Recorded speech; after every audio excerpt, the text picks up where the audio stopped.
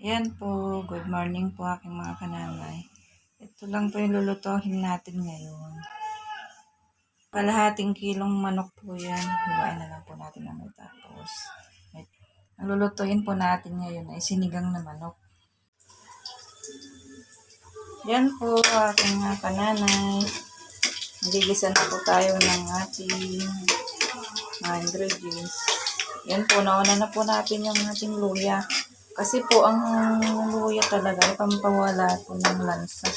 Pampaalis po ng lansa. Tsaka konting-konting mantika lang po yan. Kasi ang manok natin ay mamantika. So, yan po, namamula na po ang ating luya. So, natin yung ating bawang.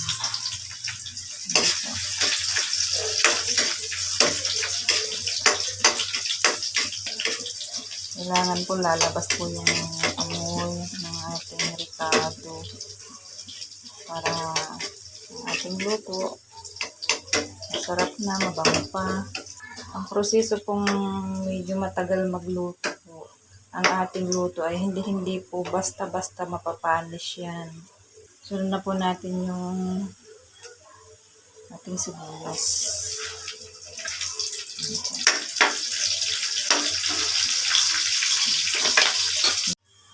Yan po, pulang-pula na po ang ating mga ricado. Ngayon po, hindi po natin susunod ang ating kamatis. Ito pong ating kalahating kilong manok. Masala na po yung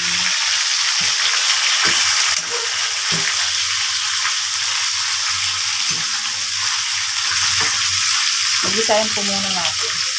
Yan po, kumukulo na po ang ating manok. Ang susunod po natin ng ating paminta. Ayan po. 2 piso po yan. Kaya magluluto na lang po tayo. Lutong bahay nga po, diba? Ayan, ginigisa po natin siya. Maglalagay na po tayo ng maglalagay na po tayo ng ating asin. Halo-halo lang.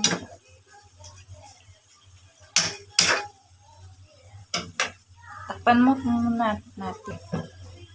Gisahin po muna natin yung ating manok. Palalabasan po natin yung kanyang mantika at saka yung dugo-dugo. Kasi yung taong malansa. Tingnan po natin kung kumukulo na po siya.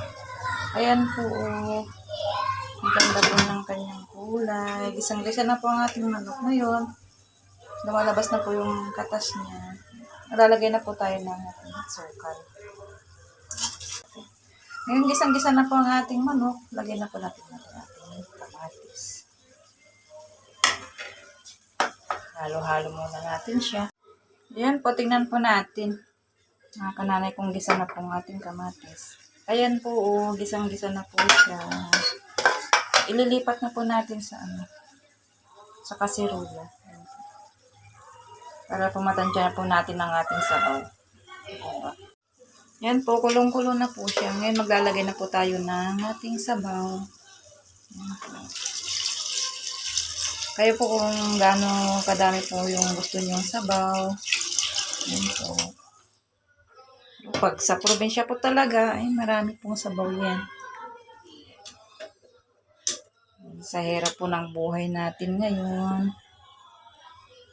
Ulam lang po. Po ba? Pakukulay muna natin po siya.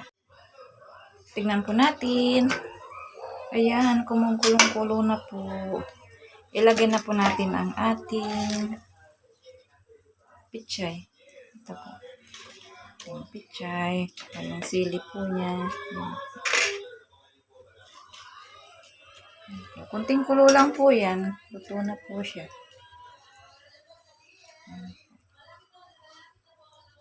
Kakain na tayo, aking mga kananay. Huwag niyong kakalimutan mag-subscribe, pindutin ang button bell para mapanood niyo po ulit ang aking susunod na video. Yan, pakukulan po muna natin. Yan po, tingnan na po natin. Ayan, luto na ang ating sinigang na manok. Yan po. Ang ganda po ng kulay.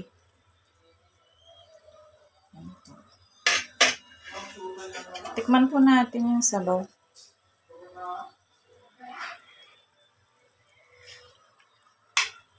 Ang sarap po ng lasa. Yan po. Kahit bitchin lang po natin nilagay. Ayan po aking mga kananay, ang ating sinigang na manok. Yan.